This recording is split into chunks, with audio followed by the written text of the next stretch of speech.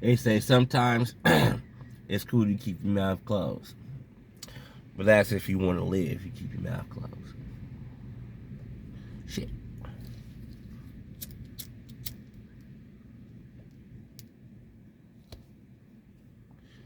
I'm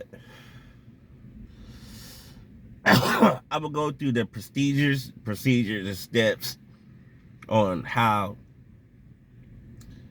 to become a successful rapper in this world. Now, I don't know. Let's start from independent, because that's the biggest thing right now. Everybody wants to be independent. Everybody feels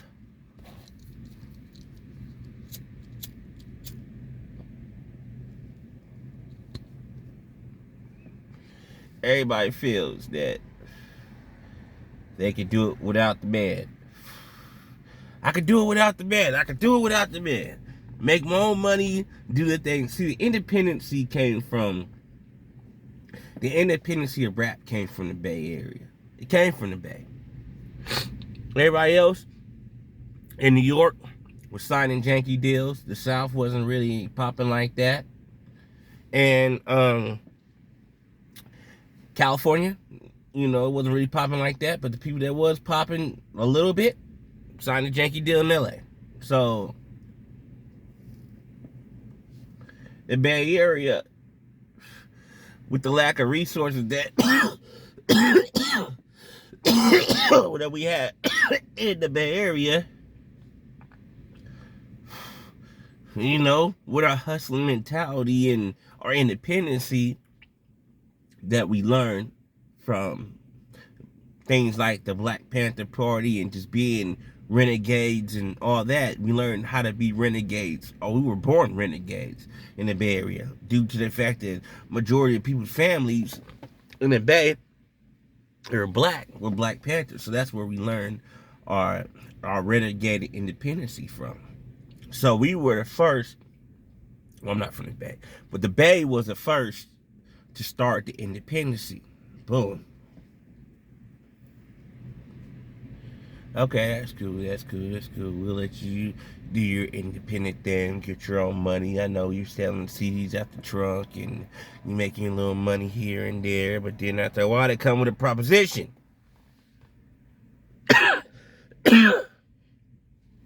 You only can be independent for so long. There's a time limit. They'll let you be independent all day if you ain't fucking selling no records. If you ain't making no streams, if you ain't selling records, you ain't getting no buzz, you ain't no popularity, you can't sell out shows on your own. Be independent all day. They'll let you rap all day. You can make 40 albums, nigga. They don't care. But the minute that you have some money behind you and you get a buzz and you learn the business and you learn how to be independent and you learn how to put your songs into, make your songs copywritten and put your songs into different things to make money, have money coming back to you digitally and everything. Once you learn all that stuff, then that's when the problem kicks in. So at that point,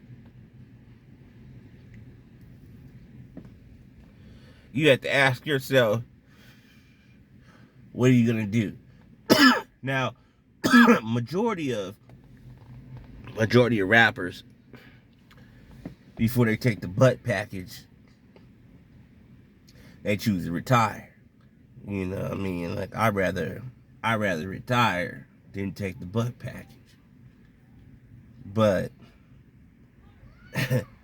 if you want the fame, the money, the cars, girls, the glory, the life, the lust, the fame, the houses, the bitches, whatever you want, you gotta take the butt package. The reason why damn, it's just some gas. The reason why Atlanta, damn, she got booty. Is that the butt? God, that thing. But the reason why Atlanta is on top right now, and down south is mainly Atlanta. Atlanta's really on top. The reason why Atlanta is on top, because majority other rappers out there don't mind taking the butt package. It's been bisexual out there for over 30 years. It's been a whole bunch of gay activities, homosexual activities, bisexual activities out there. It's normal to them to take a butt package because they've been taking the butt package on the streets a long time ago. Now, for the average nigga that's not in Atlanta, niggas ain't putting up with that shit. Niggas ain't trying to take no fucking butt package to get famous and get harassed and get dick grabbed by white dudes and all that. Man, fuck that. We niggas. Nigga, we ain't gonna take that shit, nigga. Hell nah, nigga. Fuck you, white man. We ain't gonna take that. Right? Okay. So you choose not to decide. Oh, they'll give you a few months. They'll give it a year or something. They'll come back to you with the same proposition. Y'all, nah, fuck that. I'm a G. I'm a real nigga. I ain't about to take that package. I'm a real nigga. I'm assigned to a record label in which I don't have to take the butt package and I get to be independent. I get to sell my own records and do my own thing. Okay. And then what happens later? You die. You famous, but you dead now. You worked all that hard to die because you choose not to take the butt package. Okay, so say, for instance, that you don't want to go down that road. You either retire or you die. Like I said, a lot of people retired, but a lot of people that try to be real niggas, keep shit going on, do this, do that, do that. Got their ass smoked. Not smoked, but yeah, killed it all. Various different ways. It made it seem like it was just a black man that decided to get mad at him at that point and kill him. Okay, sure. We know the real. Too many independent artists are dying for that to be the truth. So you decide you don't want to take the butt package. Okay. You die, right? So you decide that you want to sign to a label, and you decide to go on with all everything they want you to do. Boom, boom, boom, back, boom, back. All right, butt package, all that stuff. We take it all that. Now you feel embarrassed, but at the same time, you have your fans that like you from all your street stuff. But at the same time, they're trying to manipulate you and tell you that, you know, you're a bigger rapper now. You don't need to be rapping about the streets anymore. You need to rap about some bullshit fantasy shit that niggas can't relate to. You know, and you try that, and you try to make these extreme dance songs with artists you never work with, and you try to make all these songs to cross over, but you know people ain't feeling your music because it ain't from the gutter, it ain't from the streets no more. You know what I'm saying? So you don't know what to do, but to go back into being a lunatic that you was, right? So they give you a warning. You know, and get you a little charge or something. Hip hop police pick you up on a little pistol here, or they pick you up on a little drugs here. It used to be drugs all the time, you know, niggas pick. Now since niggas barely sell dope, they picking people up on guns and all types of stuff. So they pick you up on a gun charge, or say you shot at somebody, and then they put you in the room and they talk with you, you know. And they had a serious conversation with you, because this is some serious shit. So they had a serious conversation with you about you changing up because you're a rapper and we want you to rap like this. We don't want you to rap like that. We're giving you a chance. And we need you to stop being out of control, and we want you to rap like this. Well,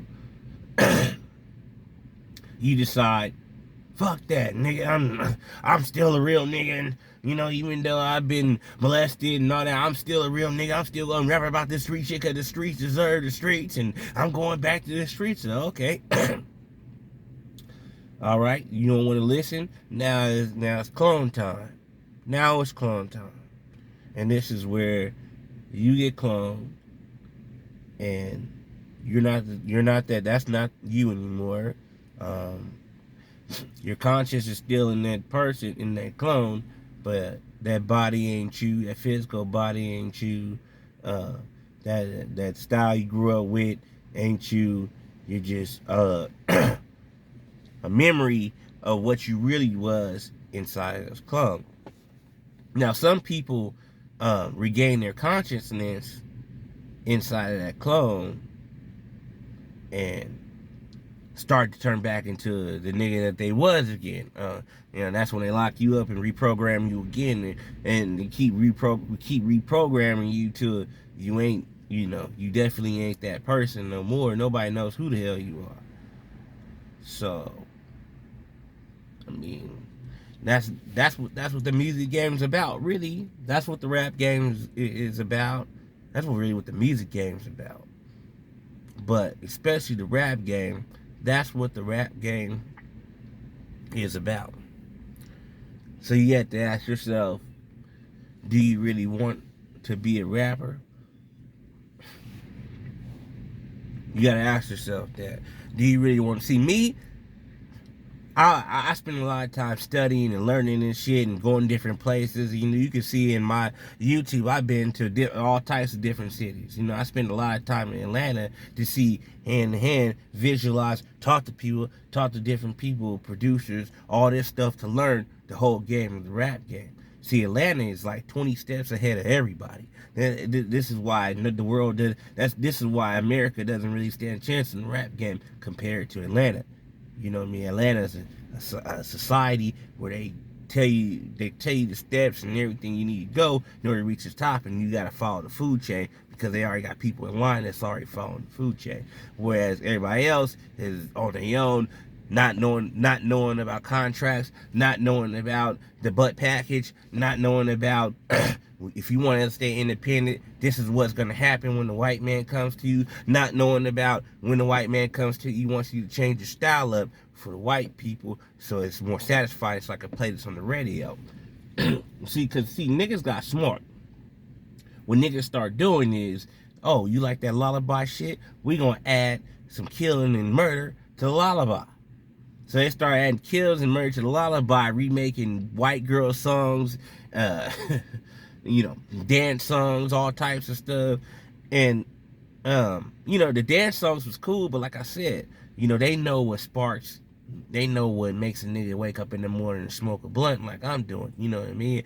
They know a nigga need to hear about someone getting their shit popped. So, you know what I mean? Like, add a little murder to a couple of lullabies and everything. And they start becoming famous on TikTok. Like, niggas start making money on TikTok with these lullaby killer songs. But that's not what the white people want, man. They don't want nobody being a nigga. They don't want. It was easier when when I was a kid and your mom could point out a certain individual and be like, that's a nigga, stay away from him. That's a nigga, stay away from him. It's different when your mom could just point out one person. But now, it's like, with me being old enough to be a dad, I could point out a whole flock full of niggas. There's 30, 40, 50 niggas that's coming. It's a high population of niggas at a high rate, and they need to do something about this.